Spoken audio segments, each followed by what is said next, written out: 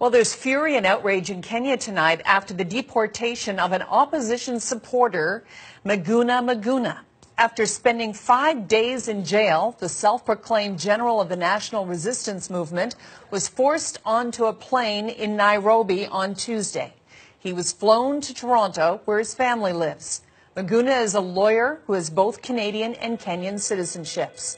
Since last fall's disputed election results in Kenya, Miguna has been a thorn in the side of the government, constantly criticizing the government on TV. But the final straw came last week when Miguna pushed opposition leader Raila Odinga to take an unofficial swearing in front of tens of thousands of supporters. Enraged, the Kenyan government arrested him on charges of treason and claimed he was not legally Kenyan. Last night, Miguna arrived in Toronto, and tonight, Miguna Miguna joins me here in Toronto. Welcome to you. Thank you very much. Okay, so what do you make of the events over the past 48 hours? Horrific. That's how I can describe them. In what way are they horrific? As I understand it, the opposition started arresting opposition figures earlier this week and shut down 4 television stations. How is it that you ended up on a plane to Canada? Well, on the 30th of January, as you've described, I commissioned the oath for Raila Odinga as the people's president.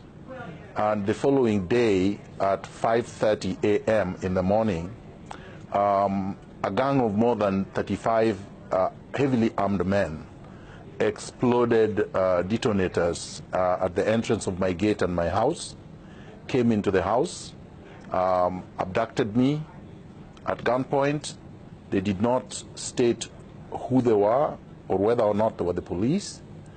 They put me in vehicles, well, in a vehicle, but followed by several other vehicles occupied by equally heavily armed men, and they moved me around for 5 days from one police station to the next, incommunicado, without access to counsel, without access to family, without access to doctors, and in violation of 5 court orders, superior court orders that had directed them to take me to court, and they defied. Eventually, on the last day, after they were ordered to take me to court in 20 minutes, they drove me clandestinely to the Jomo Kenyatta International Airport, forcefully put me on a KLM flight back to Toronto. On whose orders do you think those men were acting? Clearly, from with the impunity with which they acted, they could only have been doing that with express authority from the presidency, because senior civil servants would not be able to defy court orders from a superior court. 5 orders. The first order was for my release, and a bail was posted of 50,000 Kenya shillings, which is slightly less than $1,000 Canadian dollars. Then the next, and of course with orders that I be taken to court, they defied that. That was Friday that I was arrested. Then the following Monday, there was a habeas corpus application made by a team of my lawyers. It was granted. They were ordered to take me to court by 2 p.m. on Monday. They defied it. The third order was to find the head of the police and the minister concerned, the Minister for Interior, in contempt of court order, and they were ordered to report to court at 5 p.m. on that day with me in person. They defied that.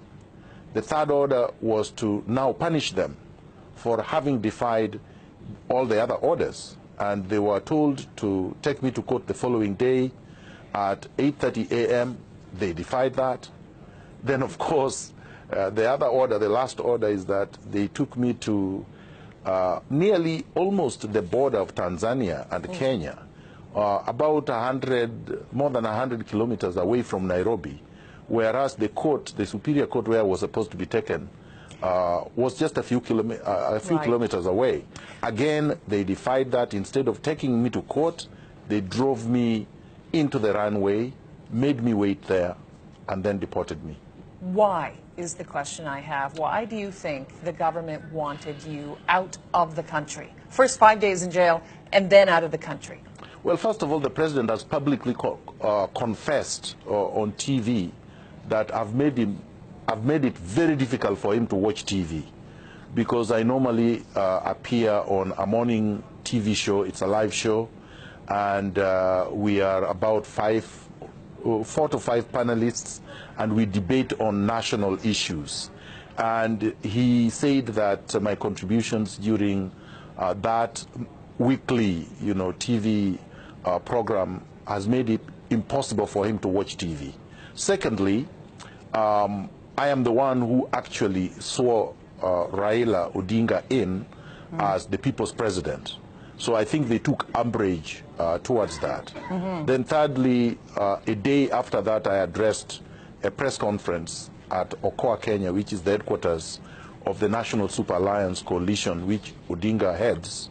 And I made statements that I think they found objectionable, but clearly within the law, because I'm allowed to make the statement. Was the statement, so, Cabinet Secretary for the Interior, if you are looking for me to arrest me, to cook up charges, I am ready? Yes. That's part of that. Yeah, okay. Yes. And they did.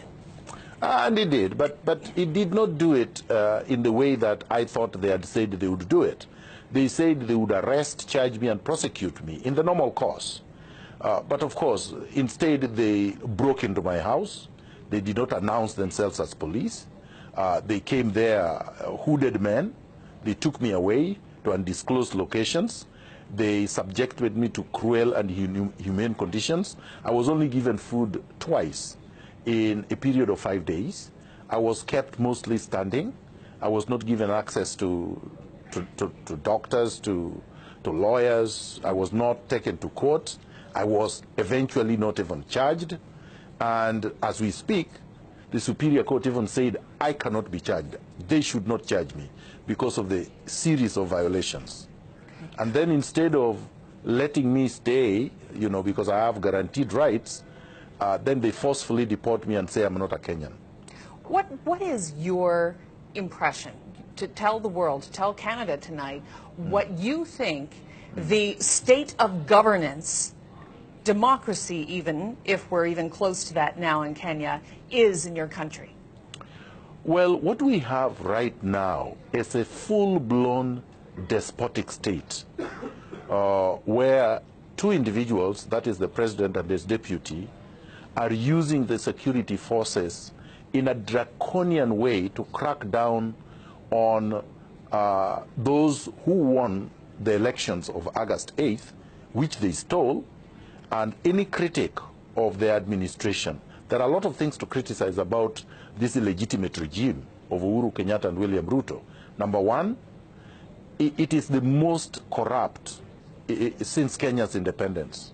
Secondly, unlike during the one-party state when Daniel Arap Moi ruled under a de jure one-party state by law, the constitution had been changed to make Kenya one-party state.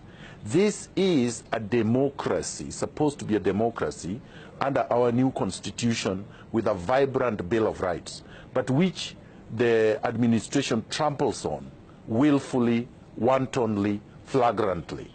And so the message should be to Canada, they cannot do business as usual with a rogue regime that does not obey court orders, where police abduct innocent civilians at night, take them to places that nobody knows, refuses to allow consular services to, say, for example, myself.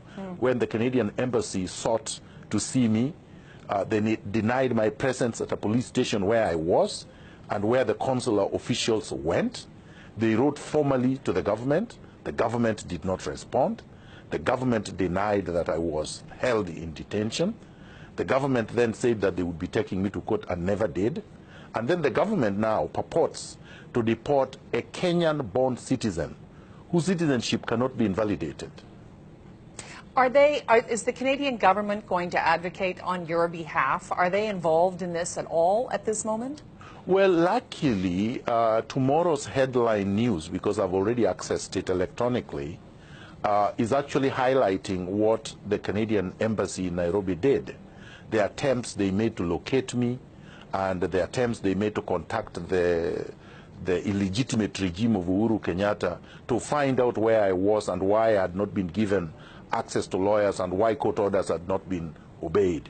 We didn't know this, and when my wife spoke with consular officials at the embassy, she was assured that something was being done, but nothing was disclosed concretely. Now we know that they were trying to do things quietly. I think now quiet diplomacy does not work. It is time for the Canadian authorities to speak loudly and clearly and condemn this flagrant violation of my human rights and the human rights of many, many others. In fact, just this week, they have cancelled passports of elected leaders belonging to the National Super Alliance, more than 100 of them. They have withdrawn licenses for firearms that were legitimately acquired by these leaders. They withdrew their bodyguards. They have exposed elected leaders and critics to risks of their safety and security just because they belong to the opposition. And that cannot be acceptable.